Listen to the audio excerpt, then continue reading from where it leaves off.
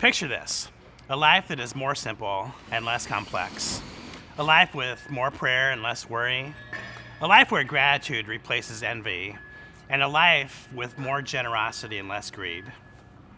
Think about what money can do. It makes life more complex, it causes us to worry, it creates envy and greed. So, for these next 2 weeks, I want us to picture a life where money is a blessing to us, to others, and to God. As a pastor, I talk about money regularly for a number of reasons.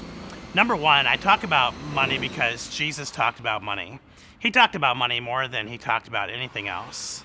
Number two, I talk about money because all of us deal with money every day. Every day we're either spending or making or giving or wasting or saving. Number three, I talk about money because God is generous. Our practicing generosity restores us to God's image. And I talk about money to resource the church. I believe Jesus Christ is the hope of the world. I believe in helping hurting people. I believe in investing in the next generation. I believe in creating and enhancing friendships because we are created to live in community, not isolation. And I believe in salvation by grace through faith. So let's have a talk about money. If I were to ask you if you are rich, I'm guessing you would say no. Rich is always a step or two beyond where we currently are because we compare ourselves to people who are richer than us. We want a little more security or a nicer house or a newer car or a longer vacation, so we do not consider ourselves rich. Getting rich today is like running a marathon, and the finish line, it just keeps moving. In the summer of 2016, when we went to Norway, my family all knew I was coming. They had been following me on social media. They knew we'd been traveling around Europe for 5.5 weeks and still had another couple weeks in Norway. One of my cousins was a pretty serious guy. Most Norwegians are. During a private conversation, he pulled me aside and said, "Craig, you're really rich, aren't you?" I replied, "What?" He continued, "We've been watching your travels and have been talking about how rich you must be." I chuckled and I explained to him that I won a grant from a foundation of one of the richest men in America who decided to invest a chunk of his money in clergy. He seemed relieved that I wasn't rich, which I thought was kind of odd. Most of us want a rich cousin. But after the conversation, I realized he was correct. I am rich. I have everything I need. I've survived well for 4 decades, and I assume this is going to be the case for the next 4 decades as well. I've always had a house to live, a car to drive. As you can tell, I've never been short on food. I got 3 different sizes of clothes in my closet. Not only do I have everything I need, I have almost everything I want. I have a sausage maker, I have a mountain bike, I have an iPad with hundreds of books on it. Yeah, what more could a guy ask for? If you have everything you need and most everything you want, then you are rich. Do you see where simplicity is a virtue here? If you have everything you need and most of what you want, then you are rich. The more complex our lives are, the more we want and the more we think we need. And what happens is the finish line of the marathon to getting rich, it just keeps moving further and further away, and you'll never be rich. The simpler our lives are, the less we want and need, and the more likely that we're going to be rich. So practice simplicity. Now practice gratitude as well. Greed says, if you have more, then you'll be happy. So good luck with that one. Gratitude says, I'll be happy with what I have. Greed says that happiness is a future event. Gratitude says happiness is a current reality. So let's say we practice simplicity and gratitude. We are most likely then going to understand that we are rich. Paul has a word for us in 1 Timothy chapter 6, verse 17. Teach those who are rich in this world not to be proud and not to trust in their money, which is so unreliable. Every blessing you don't show gratitude for, you're going to end up taking for granted. Everything you take for granted loses its value. When everything you have, regardless of how much you have, loses its value, then you're poor. Paul says, don't trust in your money that is so unreliable. Money is unreliable. Money can do a lot of really cool things, but there's a lot of things that money cannot do. Life is an equal opportunity oppressor.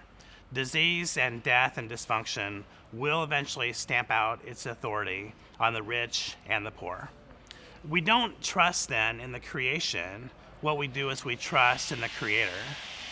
Paul continues, their trust should be in God, who richly gives us all we need for our enjoyment.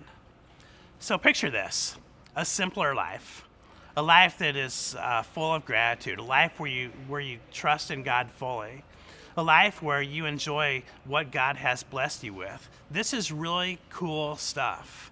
It beats a life that is complex and one that is ungrateful and one that's full of greed and one that's not trusting of God or of others. So Paul continues, tell them to use their money to do good. They should be rich in good works and generous to those in need, always being ready to share with others.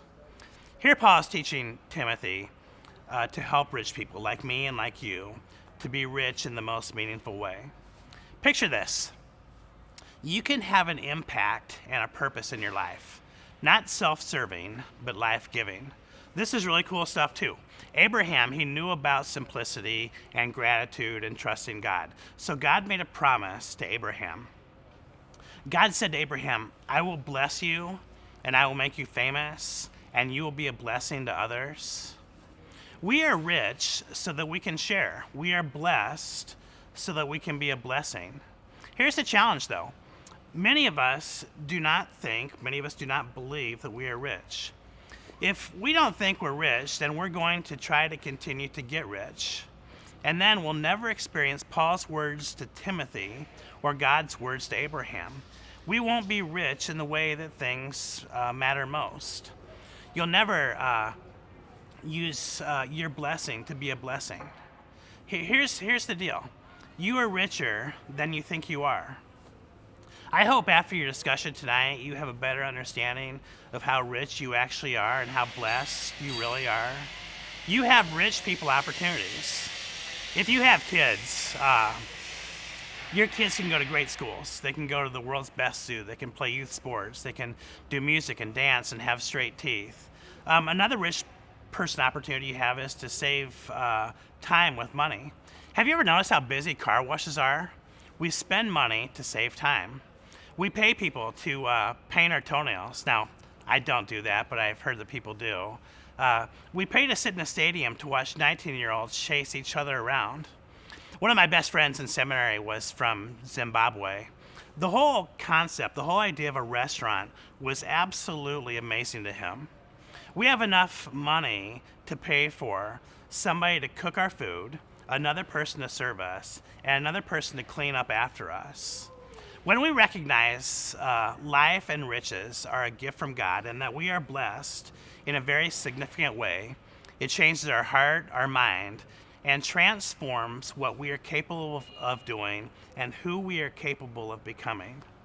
You are blessed by God for your enjoyment and to be a blessing to others. Let that soak into your heart that you are genuinely rich. Now, some of you are thinking that, Craig, you do not know what you're talking about. And some of you would be wrong. So if you're making more than $34,500 per year, you are in the top 1% of all wage earners in the world. That's how rich you are. If you earn $83,000 per year, you're in the top 1/10 of 1% of wage earners in the world. You get 1,000 people in a room, and the chances are you're the one who makes the most money. I'm a pastor. I get financial troubles. People come to me all the time and they talk about money. You know, there's medical bills, there's these out of control health insurance rates, there's unemployment, divorce. Some of you are working multiple jobs. I get it. Not all of us feel rich, but most of us, we're doing okay. Can you imagine if a visitor from most of the world toured your house and went back and told their friends and family what our houses were like? They have cars, and most of them have a car for every adult, and they have houses for their cars called garages, and some of them have room for 3 cars in their garage, and some of them have so much stuff in their house that they have to put stuff in their garage, and some of them have so much stuff in their garage that they have to rent these houses for their stuff called storage units. They would think that we're absolutely crazy, and they would think that we're absolutely blessed and rich. And then they'll say they go to these places called restaurants, and we order 3 meals. The first one's called an appetizer, and the second one's called the main course, and the third one's called dessert. Are you believing it yet? That you're rich? Are you believing that you're blessed? I think that you're starting to. And that is really, really good news. So picture this. Picture what your life could look like if you could say and mean the following words. I am blessed with more than I need. I will trust in the blesser and not the blessing. I will use my blessings to be a blessing. So let's talk about trusting the blesser and being a blessing. I am sitting in our future church building with a group of very dedicated people I planted the Water's Edge 10 years ago. In our first decade, the church has done some really amazing things. We have done things that rich churches do. We have collected well over 100,000 pounds of food for people in Omaha. We take 2 international mission trips each year, one to Uganda and one to Belize. Hundreds of our students have traveled all over the country, and they've served poor people by making their houses warmer and drier and safer. We provide Christmas presents for hundreds of children who attend the Millard Public Schools. Hundreds of friendships have been formed through our dozens of small groups. We have played together and prayed together. We've laughed and we've cried. We've succeeded and we failed. We've grown and we've given. I am so grateful for our brief but rich history. And I'm excited that we are embarking on the most exciting chapter in the history of the Water's Edge. In February 2018, we will be moving from our office at 180th and Center. We'll be moving from worshiping at Millard West High School. We'll be moving from having our youth group meet at Beetle Middle School to this address right here, 19600 Harrison Street. Your generosity has made our past possible, and your generosity makes the future exciting. You have trusted the blesser. You have been a blessing. So picture this. Picture in a few months, this building is going to be full of people, 2 or 3 times on a Sunday morning. There will be lots more people who will be in our church family. And that's a good thing. It's the reason why we exist, to serve and expand God's kingdom. Most of you are able to figure out that we will have to increase our ministry budget much more in 2018 than we have in the past. I'm going to talk about those details next week. In the meantime, I invite you to pray during these next 7 days, giving thanks that you are blessed because your needs are provided for and you have much more than you want. Asking for power to trust more in the blesser and less in the blessing. And asking God to use your blessing so that you may be a blessing. Picture this, a church at 196th and Harrison, a church that reaches and blesses and serves people for generations to come, here in Omaha and throughout the world. Great days are behind us, better days are in front of us. It's part of your legacy, it's part of your future, and there's nothing like leaving a legacy for future generations.